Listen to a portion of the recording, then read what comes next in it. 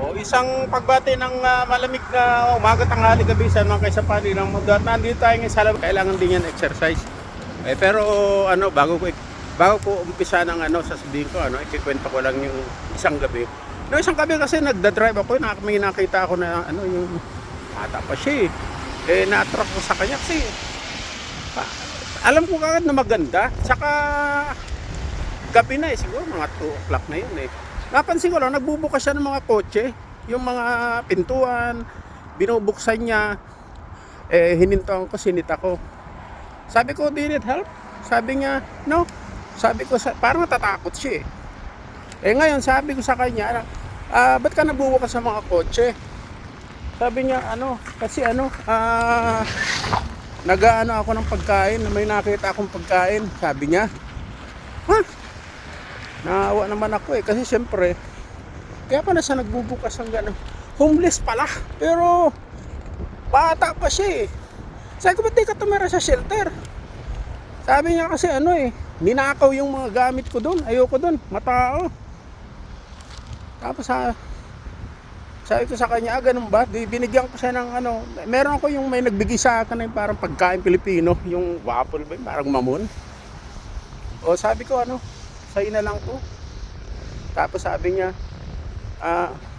meron ka bang water? Sabi nga, siyempre ang sasakyan ko laging ready yan Kahit saan tayo pwede, parang camping yan May tubig din, binigyan ko. Ngayon sabi ko, o sige, ingat ka na lang. Sabi ko sa kanya, sabi niya, meron ka bang kahit $10? Wala akong kapera-pera Sabi ko sa kanya, hindi ko naman sinabi sa kanyang yung wallet ko din may mga coins ako. Sabi ko, pasensya ka na kasi I also broke. I cannot even afford to pay attention. Yung mga ganong natin ganon. Tapos sabi ko, meron ako dito, pero hati tayo. Binuksan ko yung wallet ko na yung maliit lang na wallet, may mga barya, yung mga luni. Sabi ko, ayan, hati tayo. Kailangan meron din ako. Tapos nung binigay ko sa kanya, sabi niya, may kasama ka ba sa bahay? Sabi niya gano'n. Pagka gano'n mga tirada, syempre alam mo na yun. Pag sinabi mong wala, sasama na yun. Pero sabi ko sa kanya, alam mo kasi, women are nothing but trouble. Sabi ko sa kanya gano'n. Kaya sabi ko sa kanya, ingat ka na lang. So, gano'n lang talaga kadali. Pero ang ganda niya, siguro, estudyante siguro, parang pinalayas ng parents niya. Sabi niya, gano'n hindi ko naman masyadong in-interrogate kasi parang conversation na naawa lang kasi ako kasi nagbubukas ng kotse tapos ang hanap lang pala pagkain. Gano'n. Tapos bata pa siya. Kinunan ko nga ng picture kasi ang ganda talaga Talagang yung mukha niya mga artista niya walang sinabi.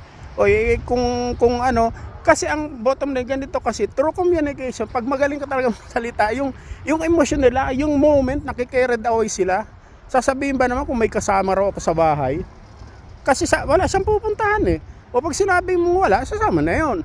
So lang yan, na-share ko lang. Pero ang bottom line kasi ganito talaga yan Sa isang lalaki kasi talaga, ang babae kasi yung hindi naman masyado sa age yan Mas gusto nga nila yung matured na lalaki kasi parang nakikita nila ba yung safe ka, ganon. Saka higit sa lahat talaga, para yung kanang lalaan babae talaga, pagka kayong dalawa na lang talaga, yung ang dating mo talaga sa kanya, yung parang nakikita niya, kasi yung vibes mo importante yun na yung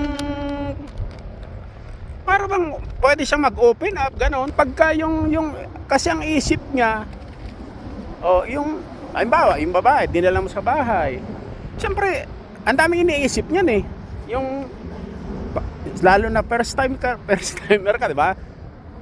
Yung, paano siya magka-climax kung hindi siya at ease, kailangan yung isip niya, kahit sinong babae.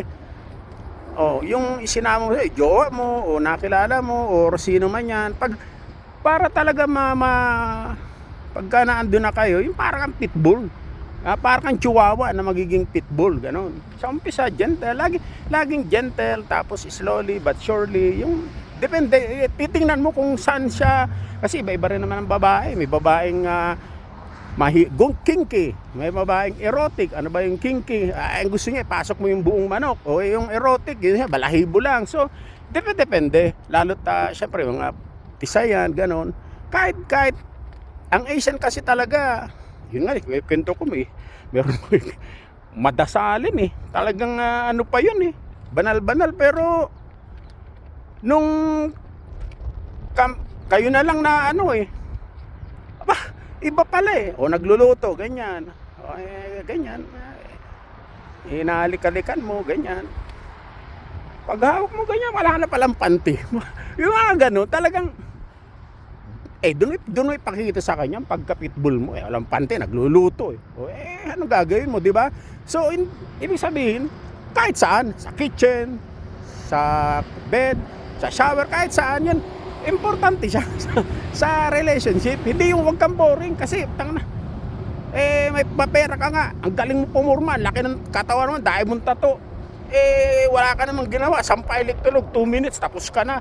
Parang obligasyon mo na lang yung pumatong. Hindi ganon, iiwan ka talaga. Iba yung makikita niya na nararating niya talaga ang langit, dahil iba yung may experience ka talaga, emotionally mature yun. Pero lagi kong sinasabi, mag-practice ka, confidence, saka yung vibes mo talaga, yung kwento ko kanina na hindi ko nga in-expect na gustong sumama sinita ko lang naman pero nakita niya kasi yung confidence mo, yung paninita mo na siyempre pag naninita ka, alam niya ang person of authority ka, yung safe siya sa'yo, sinita mo siya, talagang kulang na lang sabihin na isama mo na ako, yung vibes mo, yung masculine vibes, yun. Pag nararamdaman ng babae na safe siya sa'yo, hindi niya natitingnan yung itsura mo, hindi niya natitingnan yung yung age mo, yung kung ano ka saka na yun, basta't ang feeling niya safe siya sa'yo, emosyon kasi ang babae sa emosyon. Yan, importante yun, yung communication, saka yung confidence mo talaga. Huwag yung puro ka tanong, can I touch you? Saan ka po? Nanginginig ka? Hindi, tanong na astig. Tsaka, kasi pag may confidence ka, lagi mong tatandaan, nakikita ng babae, yun yung confidence mo, na, sabi niya, may kasama ka, hindi ko na sinagot na iniwanan ko na siya. Kung balikan mo yun, hindi sasama yun. Yun ang example lang yun. Kaya yung mga lalaki dyan, may itsura, gwapo, ang lalaki ng katawan, tapos wala namang mga jowa. Kasi, kaya, matured ka nga, wala naman nagkakagusto sa'yo, mapera ka. Feeling mo, ayaman ako, mapera ako, abul-abulin ako ng mga babae. Kung boring ka naman kung wala ka namang self-confidence, paano ka, pero, mas mahirap talaga yung itsura mo na walang-wala ka. Mahirap yun. Kahit sino, pagka wala ka talagang pera, iwanan ka din tapos out of shape ka pa. Iba yung, kahit na medyo, iba yung, makikita niya maibubuga ka pa rin. Yung itsura mo na may dating pa rin talaga. Importante yun sa isang lalaki para ang babae lalapit sa'yo. Hindi yung abul-abuling ka. Yun lang naman. Yung katatapos lang naman. Isno ng isno dito ano lang naman tayo, chill.